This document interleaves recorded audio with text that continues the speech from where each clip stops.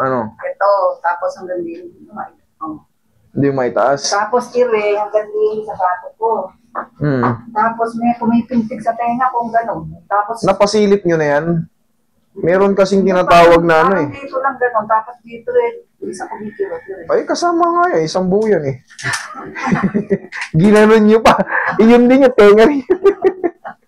Tapos inintuhod kong kaliwan. Nilampasan nyo pa yung butas. Eh, iyan din yun. Kaliwan tuhod ko. Kaliwan tuhod. Sige, sige. Pagka lumalakad ng minsan may lumalago to. Huwag na kayong magtaka. Pero kasi Pagka tayo ay senior na, meron tayong tinatawag na osteoarthritis. Kakambal na yan. Tingin mo kami ko. O yan, kita mo, bali-bali ko. Rheumatoid ang tawag dito.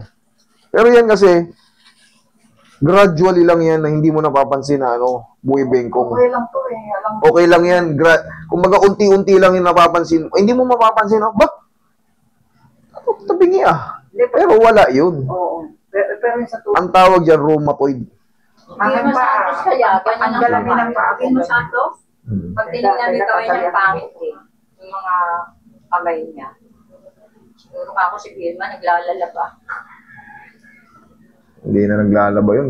Ano yun eh. Pero gano'n ang kamay niya, tabi-tabingin gano'n. Hindi, tatamaan po talaga. May mga tumatama po talaga ng rheumatoid arthritis. Kahit hindi ka naglalaba or kahit naglalaba ka. Ganun pala yun. Sabi ko mayaman, si Vilma Oh, sige, Santos, sige. hindi Dinadahan-dahan ko nga kung hanggang saan. Ito, hindi kaya ko to. Kaya may masakit. Sige, yan ang gugulpihin natin para mawala. Ay, ako lang ang chat dito. Dalawang kasamang yan. Sinabi mo na may kasama ka. Huwag kayong pupunta rito na isa lang ang binok nyo tapos 7 pala kayo. Kailangan, master, yung mga kumari ko kasama ko, 3 kami. O yun, okay yun. Pero pag nag-book kayo, isa lang binok nyo tapos hinakot nyo yung mga kumari-kumpadre nyo, hindi nakalista yun. Pag kasi gano'n lahat ang ginawa, isa lang nagpabook, may kasamang 2, may kasamang isa, pata-times yun eh. Sabi natin, 30 ako, o lahat may kasamang isa, di 60 na kayo. Hindi maubos yung maghapon. Kailangan, magsabi kayo, master, 7 kami. Okay lang yun, sinabi nyo na. Kabilang na yun sa booking namin. Yun, lumagot to. Sarap naman. Para ma-release yung ano rito. Nandiyan yung problema eh. Relax lang. Ilang taon na kayo ngayon? Magsi-74 na sa August. Magsi-74 na.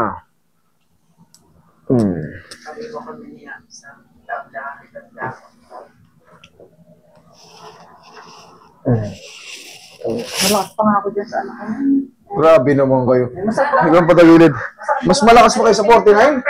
Sa kapatid niya, may sleep disc yan. Ay kaya, kahit gano'n ka kalakas, pag may sleep disc ka, hindi ka makapagbuhat.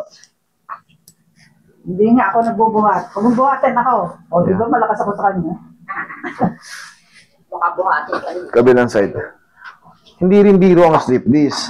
Ang sleep disc kasi, pag yan at napuwersa, gaganon ka na pagtayo mo. Yung ganun nga yan. Buti nga. Hindi mo ba i-ganon? Buti matagal nang di sinusumpong yan. Bawal yan sa kayo wala kayong sleep disc eh. Ang sleep disc, yung mga discompression, alam niyo na may itsura ng mga sabi natin lower back pain. Maaari kang malumpo ron, mamamanid na kasi mga paa mo. Okay? Dapa. Pag namanid na yung mga paa mo, yun na yung mga sinyalis na pagkalumpo. Namamanid yung paa ko, sakit. Sakit ng balakang ko, hindi ako makano. O daig mo pa yung 75. 75, masakit lang tuhod eh. Pero sa'yo kasama balakang tsaka yung sasakit pa rin kasi yung tinatawag na sciatica. Sciatica. Sakit. Nakawala din po yun, sciatica yan. Mawawala yun pag magaling yung nag-ayos ng balakang nyo. Pag ano nyo. Pero pag hindi na naayos yun, habang buhay nyo dadalhin yun.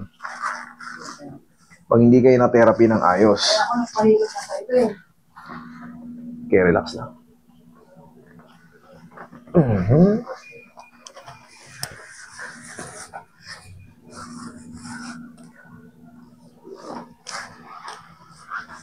Mag-iingat din kayo, mami, sa pagbubuhat. 74 na pala kayo.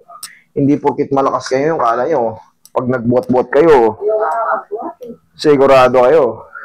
Yung iba nga, nagbuhos lang ng ihi eh. Ay, tubig eh. Sa isang tabo lang. Hindi na nakalabas ng banyo eh. Jacket. Binuhat na eh. Meron pa ako niyang pulis naman, malaking tao. Nag-toothbrush. Hindi ako makahiga. Pero siyempre, kaya kong ayusin yung sarili ko eh. Meron niya kami kasunod ng katsing lang.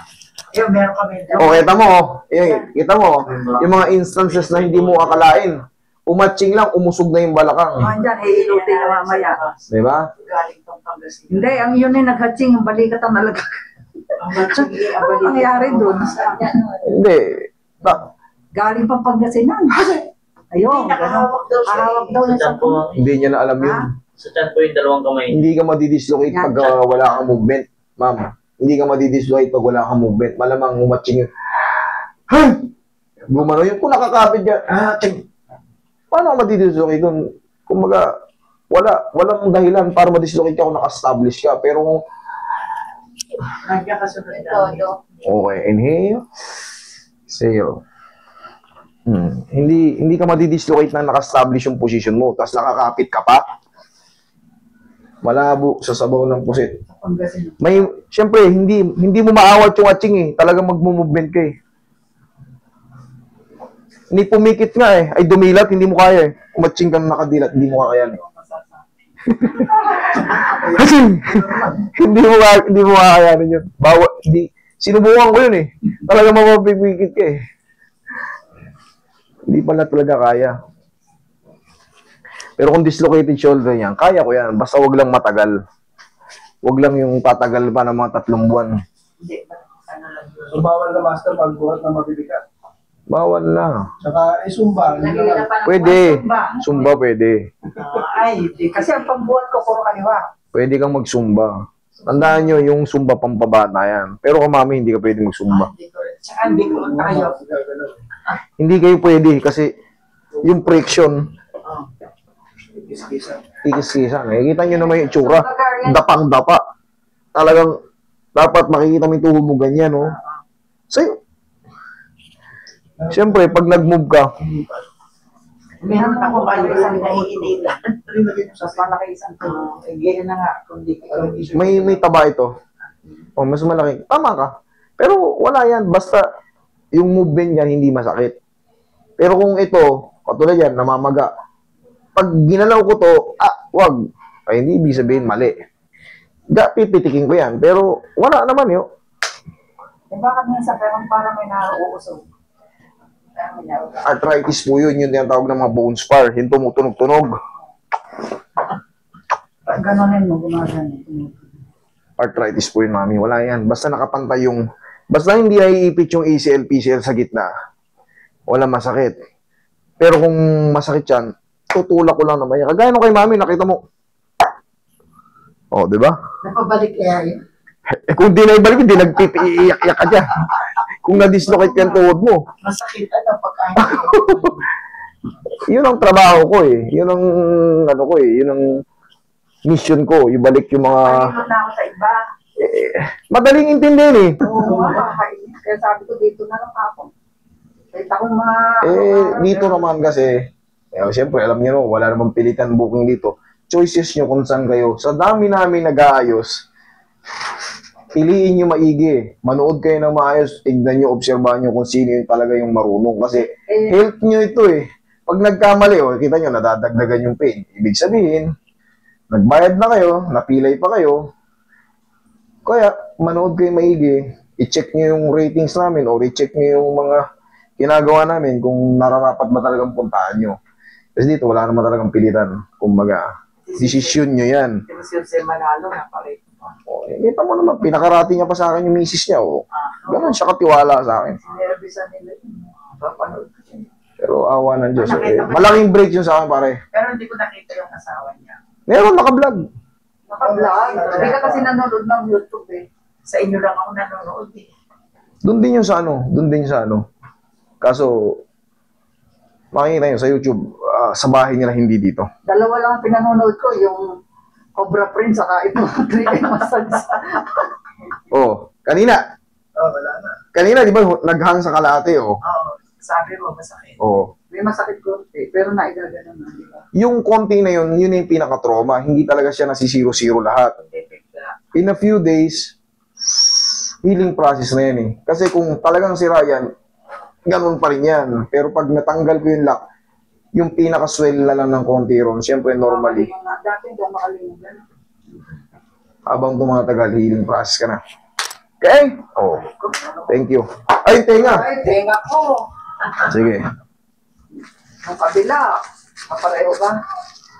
Hindi mahaba yung isa. Hindi na naririnig lahat ng marites eh. May Sige. nakakalampas na Susunod niya. Susunod niya. Rinig niyo na hanggang 3 bahay. Kahit nasa kwarto, maririnig niyo na yun. May nakakalampas na marites. Ay, salamat Marites. Sa laki na ikininawa ko. Kabila na naman ng sumba. Okay lang, kaya naman. Hindi, basta yung sumba nyo, mami, yung nararapat lang sa edad nyo, kasi 74. Meron kasing sumba na hagad eh. Hindi kayo pwede ron. Yung mga pag ganun-ganon lang kayo yun, oh. Hindi kantod ng kantod, sabi ko. Hindi na yung mga ganun-ganon ng ganon. Siyempre, depende rin sa edad. Yung sasalihan yung sumba, kailangan almost magkakaano kayo. Pero pag ang genre nyo yung bakbakan, ay yari, hindi makakatagal. Siyempre, yung joint nyo, magre-reklamo yan eh. Magre-reklamo yan. Hindi, pag hindi mo naman kaya, pwede ka lang nito. O yun. Pero sabihin nyo sa mga instructor, yung lang kami. Gusto lang namin pawisan ng konti, hindi naman yung babaliin namin yung joint natin. Ang instructor niya 75. Yun ang maganda. Mga bata yung instructor. Hindi, mga kadalasan sa mga instructor ngayon, mga mid-age eh.